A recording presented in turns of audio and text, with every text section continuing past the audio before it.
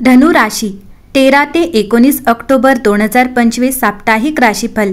धनु राशी ऑक्टोबरच्या तिसऱ्या आठवड्यात गुरुचे संक्रमण अत्यंत शुभ आणि शक्तिशाली योग निर्माण करत आहेत। दिवाळीपूर्वी गुरुचा कर्क राशीत प्रवेश हंसा राजयोग निर्माण करत आहे।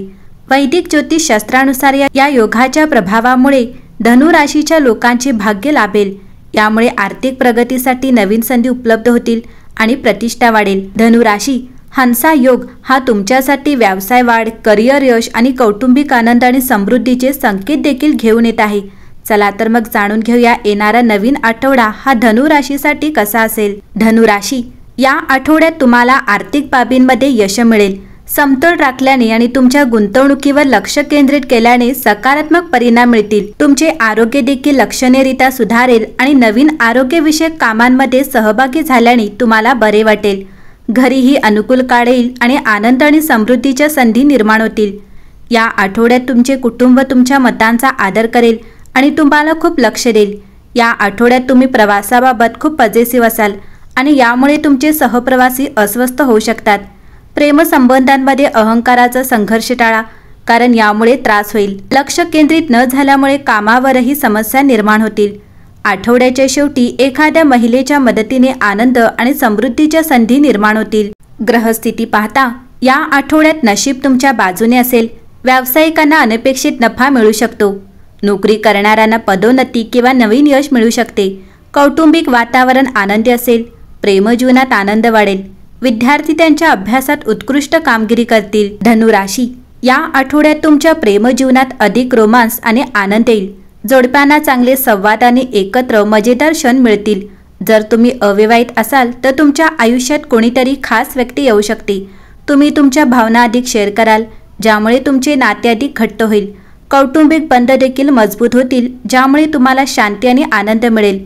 तुमची ऊर्जा तुमच्या जोडीदाराला सुरक्षित वाटेल। प्रेम आणि विश्वास मजबूत करण्यासाठी हा एक चांगला आठवडा आहे। तुमच्या कारकिर्दीत पाहता प्रगती होण्याची शक्यता आहे। त्यात रोमांचक संधी असतील। काम धावपळीचे वाटेल, परंतु तुमची ऊर्जा आणि कौशल्ये तुम्हाला पुढे नेतील। वरिष्ठ तुमचे प्रयत्न पाहू शकतात आणि तुम्हाला प्रशंसा किंवा नवीन जबाबदाऱ्या देऊन बक्षीस देऊ शकतात। टीमवर्कमुळे सकारात्मक परिणाम मिळतील, म्हणून एकटे काम करणे टाळा। जर तुम्ही नवीन प्रकल्पाची योजना आखत असाल तर हा आठवडा फायदेशीर ठरू शकतो। आव्हानांकडे सकारात्मक दृष्टिकोन ठेवा। तुमचे कठोर परिश्रम फलदायी ठरतील आणि वाढीचे दरवाजे उघडतील। धनु राशी तुमच्या आर्थिक जीवनाबद्दल बोलायचे झाले तर आर्थिक बाबी स्थिर राहतील आणि वाढ होण्याची शक्यता आहे। तुम्हाला उत्पन्नाचे नवीन स्रोत किंवा अनपेक्षित आर्थिक लाभ मिळू शकतात। बचतीवर लक्ष केंद्रित करण्यासाठी हा एक चांगला आठवडा आहे। अनावश्यक वस्तूंवर जास्त खर्च करणे टाळा। तुमचे शहाणपणाचे निर्णय तुम्हाला तुमचे खर्च सहजपणे व्यवस्थापित करण्यास मदत करतील। मागील गुंतवणूक चांगले परिणाम देऊ शकते। कौटुंबिक पाठिंब्यामुळे आर्थिक बाबी देखील सोप्या होतील। सातत्यपूर्ण नियोजन या आठवड्यात तुमची आर्थिक परिस्थिती मजबूत आणि विश्वासार्ह ठेवेल। आरोग्याबद्दल बोलायचे झाले तर जोपर्यंत तुम्ही सक्रिय राहाल तोपर्यंत तुमचे आरोग्य चांगले राहील। बाहेरील क्रियाकलाप, योगासने आणि नियमित व्यायामामुळे तुमची ऊर्जा आणि मनस्थिती सुधारेल।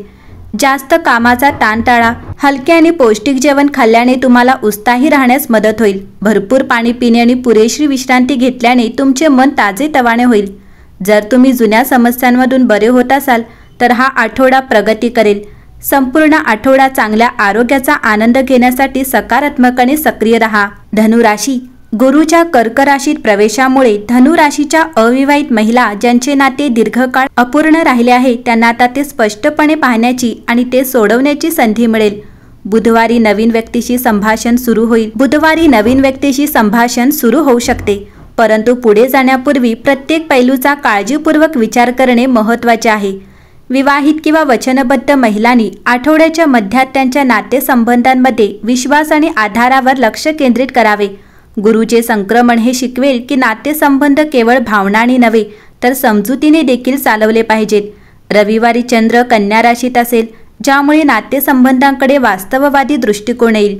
कर्क राशीतील गुरुचे भ्रमण धनु राशीच्या लोकांना दीर्घकालीन करिअर योजनांना गती देईल।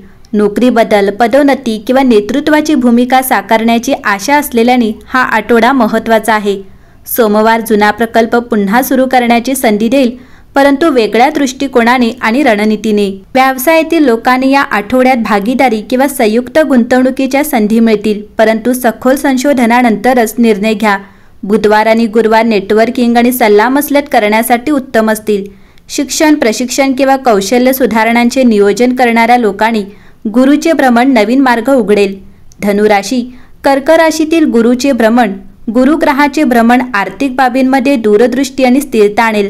हा काळ प्रमुख नियोजन, मालमत्तेशी संबंधित निर्णय आणि कुटुंबाच्या आर्थिक सुरक्षिततेचा आढावा घेण्याचा आहे. मंगळवार आणि शुक्रवारी आर्थिक लाभ होण्याची शक्यता असली तरी खर्चही प्रमाणानुसार वाढू शकतो. बुधवारी गुंतवणुकीचे निर्णय घेताना कागदपत्रांची कसून तपासणी करणे महत्त्वाचे असेल. गुरुग्रहाच्या प्रभावामुळे जुन्या मालमत्तेचे प्रश्न सुटू शकतात किंवा वारसा हक्कासारख्या बाबींमध्ये काही स्पष्टता येऊ शकते. शिक्षण किंवा आरोग्याशी संबंधित कौटुंबिक खर्च वाढू शकतात, परंतु भविष्यातील गरजांसाठी आत्ताच नियोजन करणे फायदेशीर ठरेल. कर्क राशीतील गुरुचे भ्रमण मानसिक स्पष्टता आणेल, परंतु शारीरिकदृष्ट्या तुम्हाला या आठवड्यात स्वतःची अतिरिक्त काळजी घ्यावी लागेल. 16 ते 18 ऑक्टोबर दरम्यान चंद्र सिंह राशीत असेल, ज्यामुळे मज्जातंतूशी संबंधित समस्या उद्भवू शकतात.